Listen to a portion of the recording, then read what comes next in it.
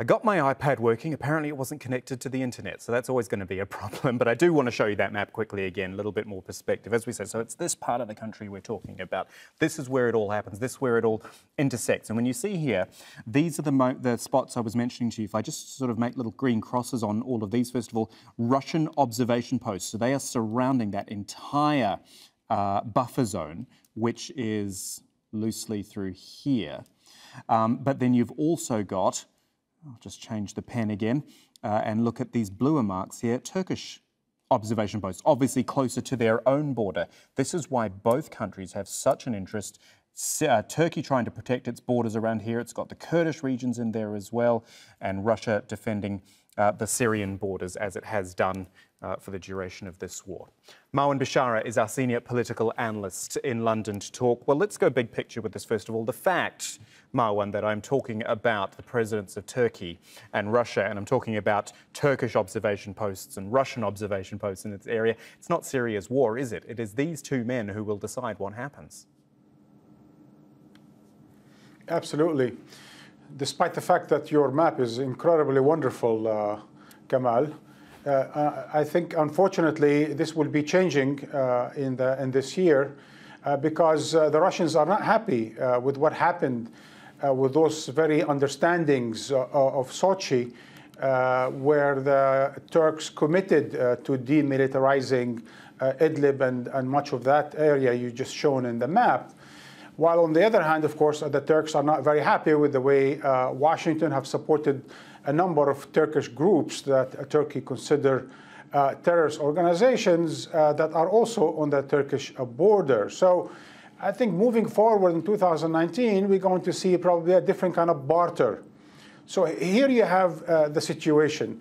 Putin and Erdogan need each other, but that doesn't mean that they agree on everything.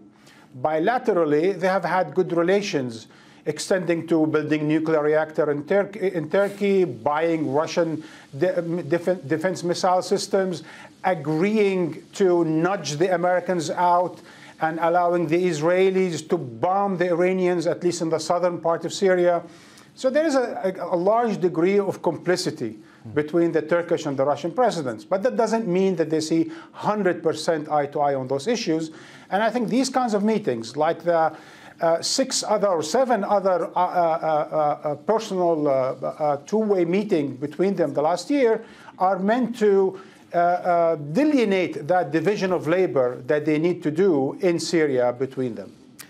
Marwan, one of our viewers on Facebook Live, Elizabeth, has asked, what is Bashar al-Assad's position on all of this? Is it just that Bashar al-Assad's position is the position of Russia? Does it just work as simply as that? Well, look, I mean, you know, for the last year or two, or at least since the Russians intervened in 2015, we saw the Syrian opposition basically diminish in terms of its political representation.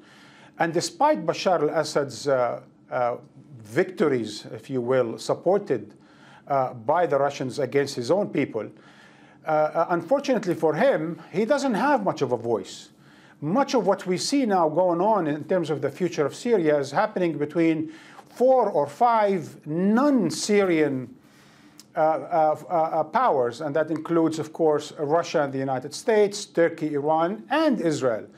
Those are the ones who are intervening in Syria, bombing in Syria, fighting in Syria, basing themselves in Syria, and giving themselves the right to basically decide what sort of a constitution is going to be for Syria moving forward, what happens to the northern part of Syria moving forward, and so on and so forth. So Bashar al-Assad is basically a hostage to the Russian patrons within the country, at least for the foreseeable future.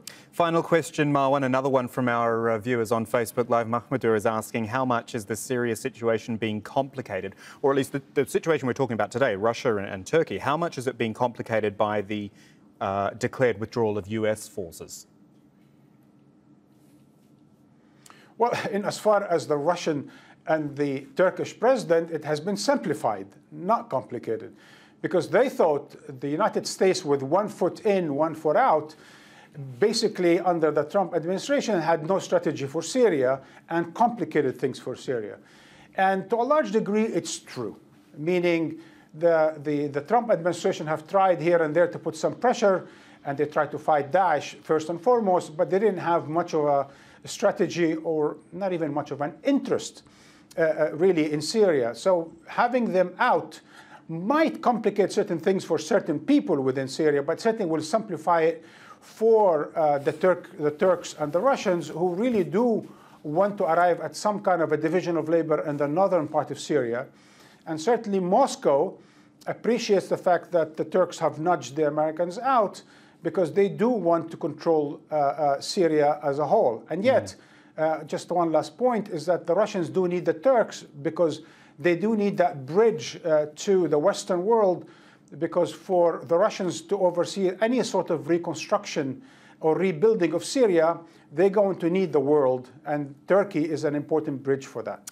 This is why we do the News Grid, so you can put your questions straight to the likes of Marwan Bishara, our senior political analyst. Thank you, Marwan.